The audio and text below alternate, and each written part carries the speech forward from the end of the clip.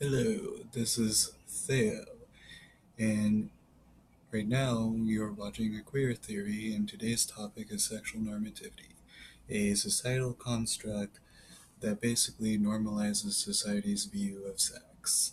And that view of sex can either be related to how it's used or if it's even used at all. Um, it promotes slut shaming and virgin shaming, which is both bad because sex is supposed to be a consensual thing, but because of sexual normativity, it's very rarely is, to the extent that hardly anybody really is actually having sex without peer pressure. Um, this is definitely a treat for those who fall under the asexual spectrum. It's also is basically intertwined with heteronormativity and cisnormativity as well as mononormativity. And of course, some of you probably never even heard of those last two words, but anyways, to break it all down, you have heteronormativity that is basically a normalization of straight life, except not all straight people could fall under the heteronormative category, if you will, because heteronormativity isn't just about being straight, it's about following the lifestyle that's promoted by straight culture. Straight culture can look fairly misogynistic, or it can look transphobic, and obviously homophobic, hence the name heteronormative. Um, but really, gay people can have heteronormativity, and straight people can also not have it, um, because it's about having a specific uh, lifestyle that is following in a certain social norm. Like the man in the house comes back from work and goes like, "Honey, I'm home," and the wife is in the kitchen. That's heteronormative. Um, and mononormativity is basically a societal construct that basically discriminates against bisexual people or pansexual or people who are even polyamorous, even though technically they're not necessarily bi. But the whole point is that mononormativity says that you can only be attracted to one gender or you can only have one partner, and that's the whole gist of mononormativity, which can also be intertwined with sexual normativity.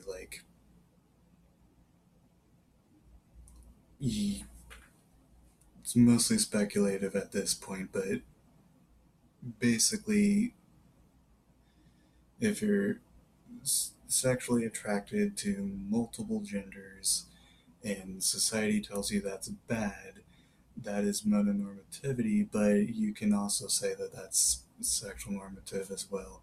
Um, and the same thing goes for polyamory. If you're having multiple relationships, technically they don't have to be sexual at this point because if you're in a relationship, society assumes that you're sexual with that partner. So if you're in multiple relationships, people would kind of look down on you, even if it's all consensual, even if all of your partners know that you're seeing multiple people. That's mononormativity. And cisnormativity is basically, i.e., transphobia, um, that can range from like gender norms to like body part norms, etc. Definitely it definitely earns its place in sexual normativity.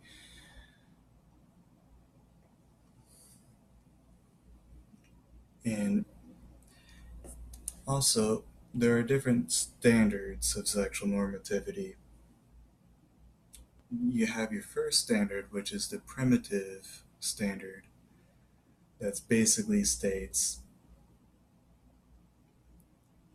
that you have to like really um, eh, to really push yourself to like achieve a certain status, which can like supposedly be achieved by having sex. And then you have the concept of the need to dominate others with sex.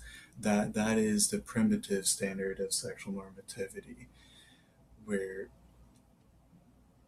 people are basically having sex in order to be popular in school, um, which sucks because that makes everybody else like feel like they need to have sex in order to prove something, which sex shouldn't be used as a need. It should be used like however you want to use it. And same thing goes for your partner.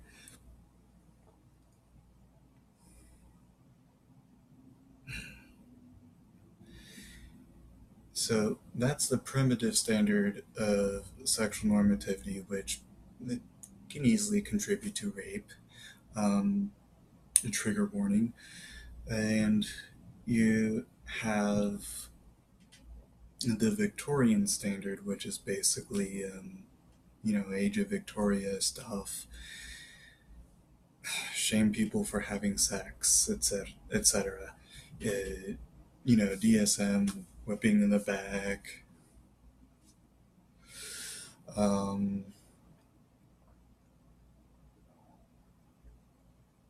yeah, and then you have the modern standard, which is where all the ace phobia comes from.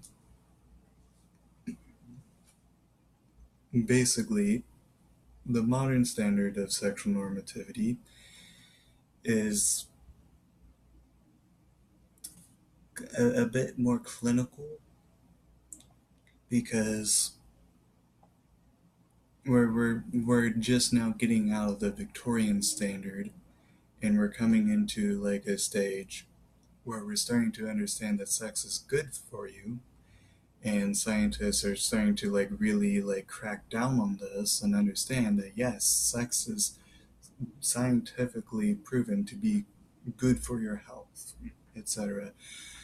And because you have that going on, um, they see people who are like not interested in sex, not sexually attracted to people, having no sexual desires at all, or possibly they do have sexual desires, but they still aren't attracted to sex.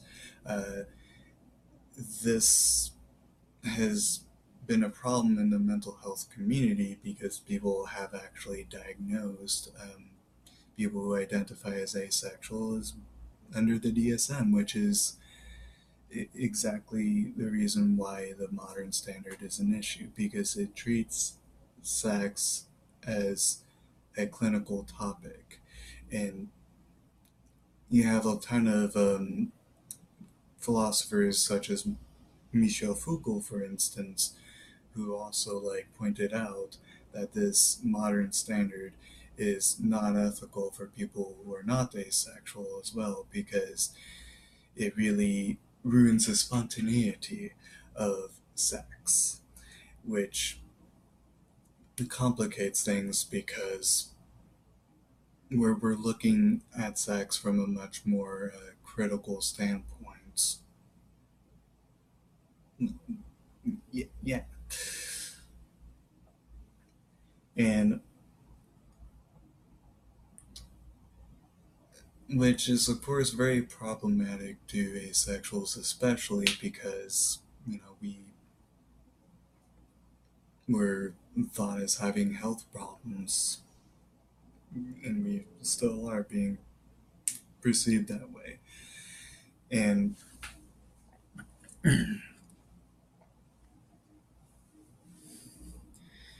which is part of the reason why asexuals feel broken, is because you have the modern standard that's basically saying that, hey, you need to have sex because sex is good for you, which is, you know, okay, valid. Um, I'm pretty certain you can achieve some or obtain some of those health benefits through like masturbation, like it doesn't necessarily need to be uh, sexual to like get some of that.